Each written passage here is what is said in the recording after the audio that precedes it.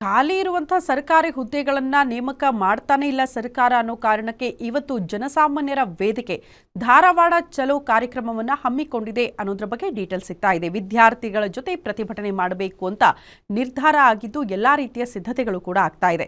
ವಯೋಮಿತಿ ಹೆಚ್ಚಳ ಸೇರಿ ಹಲವು ಬೇಡಿಕೆಗಳ ಈಡೇರಿಕೆಗೆ ಆಗ್ರಹಿಸಿ ಈ ಧಾರವಾಡ ಚಲೋ ನಡೆಯುತ್ತೆ. ಈಗಾಗಲೇ ವಿದ್ಯಾರ್ಥಿಗಳ ಪ್ರತಿಭಟನೆಗೆ ಅವಕಾಶವನ್ನ ನಿರಾಕರಿಸಲಾಗಿದೆ. ಪ್ರತಿಭಟನೆಗೆ ಅನುಮತಿ ನೀಡಿದ ಕಮಿಷನರ್ ಶಶಿಕುಮಾರ್ ಅನುಮತಿ ನಿರಾಕರಿಸಿದ್ರು ಕೂಡ ಇದರ ಮಧ್ಯದಲ್ಲಿ ನಾವು ಹೋರಾಟ ಮಾಡ್ತೀವಿ, ಪ್ರತಿಭಟನೆ ಮಾಡ್ತೀವಿ ಅಂತ ಪ್ಲಾನ್ ರೂಪಿಸಿಕೊಂಡಿದ್ದಾರೆ. 11 ಗಂಟೆಗೆ ಧಾರವಾಡದಲ್ಲಿ ಬೃಹತ್ ಪ್ರತಿಭಟನಾ ರ್ಯಾಲಿ ಹಮ್ಮಿಕೊಳ್ಳಲಾಗಿದ್ದು ಶ್ರೀನಗರ ವೃತ್ತದಿಂದ ಪ್ರತಿಭಟನಾ ಮೆರವಣಿಗೆ ಆರಂಭಕ್ಕೆ ಸಿದ್ಧತೆಗಳಾಗಿದೆ. ಕಳೆದ ಬಾರಿ ಪ್ರತಿಭಟನೆ ವೇಳೆ ಸಾವಿರಾರು ವಿದ್ಯಾರ್ಥಿಗಳು ಸೇರಿದ್ರು. ಇವತ್ತು ಸಹ ವಿದ್ಯಾರ್ಥಿಗಳಿಂದ ಶಕ್ತಿ ಪ್ರದರ್ಶನ ಆಗೋ ಸಾಧ್ಯತೆ ಕೂಡ ಇದೆ.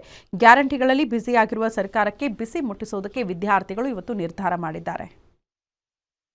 ಸೂಕ್ತವಾಗಿರ್ತಕ್ಕಂಥ ಬಂದೋಬಸ್ತಿಯನ್ನು ಕೊಡಬೇಕಂತೇಳಿ ಸಂಬಂಧಿಸಿರ್ತಕ್ಕಂಥ ಪೊಲೀಸ್ ಇಲಾಖೆಗೆ ನಾವು ಮನವಿಯನ್ನು ಸಲ್ಲಿಸಿದ್ವಿ. ಮನವಿಯನ್ನು ಸಲ್ಲಿಸಿದ ನಂತರ ನಮಗೆ ನೋಟಿಸನ್ನು ಪೊಲೀಸ್ ಇಲಾಖೆದವರು ಜಾರಿ ಮಾಡಿದರು. ನೀವು ಯಾರ್ಯಾರು ನೇತೃತ್ವವನ್ನು ತೆಗೆದುಕೊಂಡಿದ್ದೀರಿ, ಯಾವ್ಯಾವ ಜಿಲ್ಲೆಗಳಿಂದ ಸೇರ್ತೀರಿ, ಯಾರ್ಯಾರ ಭಾಗಿಯಾಗ್ತಾರೆ, ಹಲವಾರು ವಿಚಾರಗಳನ್ನು ಅವರು ಸ್ಪಷ್ಟೀಕರಣವಾಗಿ ಬಂದೋಬಸ್ತ್ ವಿಚಾರವಾಗಿ ನಮಗೆ ಪೊಲೀಸ್ ನೋಟಿಸನ್ನು ಕೊಟ್ಟರು. ಅದಕ್ಕೆ ಸಂಬಂಧಪಟ್ಟಂತೆ ನಾವುಗಳು ಸಹಿತ ಯಾರ್ಯಾರು ಬರ್ತೀವಿ, ಏನೇನು ಆಗ್ತದೆ ಅಂತಕ್ಕಂಥ ನಮ್ಮಲ್ಲಿರ್ತಕ್ಕಂಥ ಮಾಹಿತಿಗಳನ್ನು ಅವ್ರ ಜೊತೆ ನಾವು ಹಂಚ್ಕೊಂಡಿದ್ವಿ.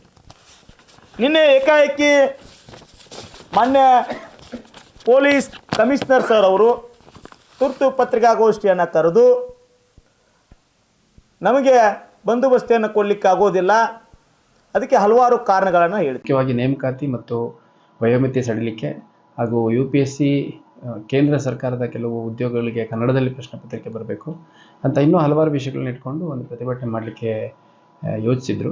ಹಾಗೂ ಸಾಮಾಜಿಕ ಜಾಲತಾಣಗಳಲ್ಲಿ ರಾಜ್ಯಾದ್ಯಂತ ವಿದ್ಯಾರ್ಥಿಗಳಿಗೆ ಕರೆ ಕೊಟ್ಟಿರುವಂಥದ್ದು, ಅದರಲ್ಲಿ ಸುಮಾರು 30,000ಕ್ಕೂ ಹೆಚ್ಚು ಜನ ವಿದ್ಯಾರ್ಥಿಗಳು ಬರಬೇಕು ಅನ್ನುವಂಥದ್ದು ಅವರ ಒಂದು ಕರೆಯಲ್ಲಿತ್ತು. ಅದರ